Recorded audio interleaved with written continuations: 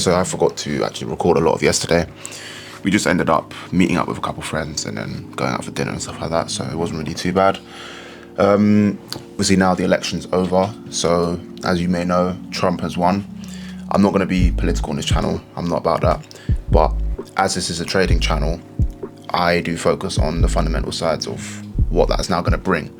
So obviously I haven't been looking at the charts too much lately, purely because I know that there's going to be a lot of heightened volatility, but now we kind of know, okay, what to expect, especially with a Trump administration. I'm now looking at different asset classes to see where I can find a lot of opportunities. One of those asset classes being crypto. Now, I don't normally trade crypto.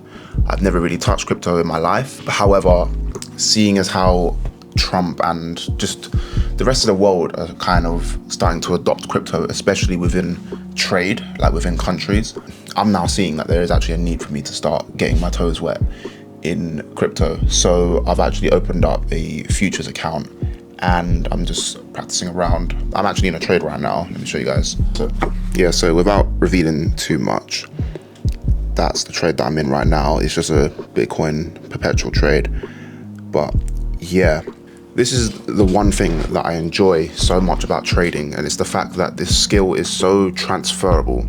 Like, for example, right now, the trade that I'm in right now, the risk parameters that I'm using is completely different to the risk parameters that I would normally use in Forex.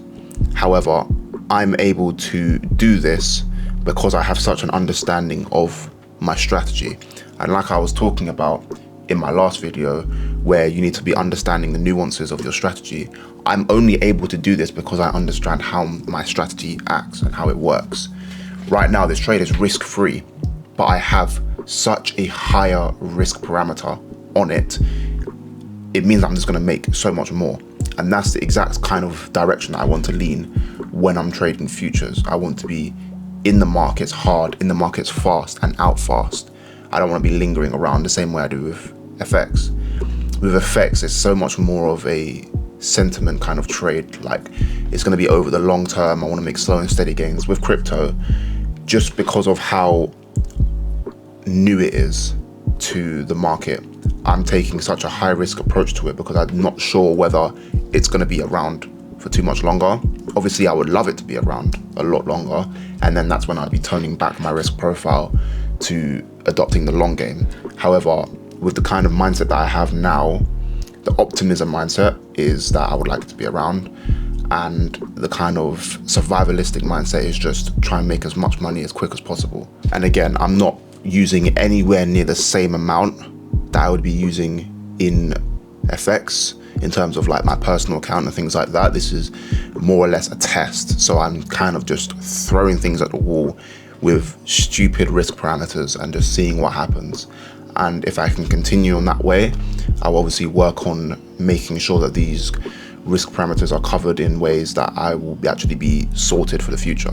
I've got a little bit more learning to do, but that's nothing to worry about. I actually really do enjoy understanding different asset classes, how they move, what's influenced by them, and the fundamentals behind it. That's literally my obsession with trading. I love understanding how things work. So yeah, definitely do give it a little look into if you are interested in crypto as well. I would suggest understanding how it actually moves, how it's priced, and what affects the actual crypto movements rather than just staring at a chart all day. So an update on the trade. It's been just over an hour, and well, yeah, it's been just over an hour since I've last updated, and I'm out at break even, unfortunately. However, I am up 3% so far, so a win is a win. I do feel like it's still going to rally. I think the only reason why I did take this break even is because of my second entry. Let me just show you. So purely because of that second entry, I wanted to keep risk off the table. So yeah, as price came back down, there was obviously a 1 hour fair value gap that I was weary that price could come back to. And we're back into it, we're rebalancing it, and I think we're just going to shoot off from it. But knowing how much risk I had on the table, I wasn't comfortable having that stop loss open and be further than that 1 hour fair value gap, because if it failed, obviously we're going further down. So yeah, I didn't entirely want that, but it is what it is. At the end of the day, I made money, so who cares? But yeah, so far dipping my toes into crypto actually feels all right, and I'm kind of enjoying, or I'm looking forward to what the future brings, especially within crypto. You lot, I promise you, yeah, if you've ever worked out in the cold, you'll understand me when I say this. It's cold. But yeah, no, if you've ever worked out in the cold or outside, you'll understand a different level of clarity you get when working out here. I'm freezing right now, don't know if you can tell, but honestly, yeah, being out in the nature by myself, well, not really by myself, there's workers right next to me, but being just like on your ones, being able to think, there's no like electronics to distract you or anything, it's different. And I honestly cannot wait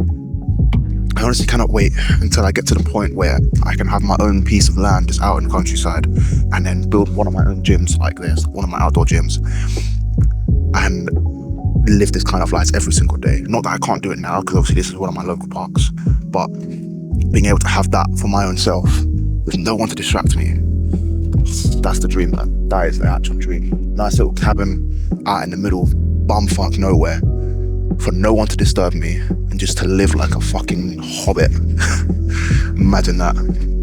But yeah, this is not for the weak at all. You gym goers, you guys have it lucky. I definitely do appreciate and respect the fact that the gyms exist. If they didn't exist, then I would not have the love for fitness that I do now. But doing things like this, doing the harder versions of fitness that I like calisthenics, but they are much harder than normal gym, especially considering the environmental factors. Yeah, it's just, you gotta have that balance. I don't know, I'm waffling, but let me just shut up and do my workout, because I'm getting hypothermic and obviously can't think straight. I'm just rambling my words.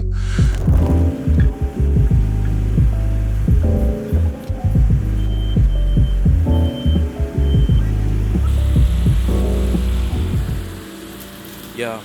Dear son, I'm spitting this before you fresh out. If I said I was blessed before, man, let's get in depth now. Give me a sec, yo, I gotta step out. The moment we saw the ultrasound, my heart skipped a step. Wow, the beauty of creation, I seen too much to wonder how it feel to take your first breath. For you, I would never double down. That word will be my truth to make your mother proud. Where we grew up, it was like summer house. I ain't raised you anywhere they could run you down. Just playgrounds, no spray grounds, unless it's a backpack you leaving out the front doorway. In the moments I'm recording it, got to the point where we affording it.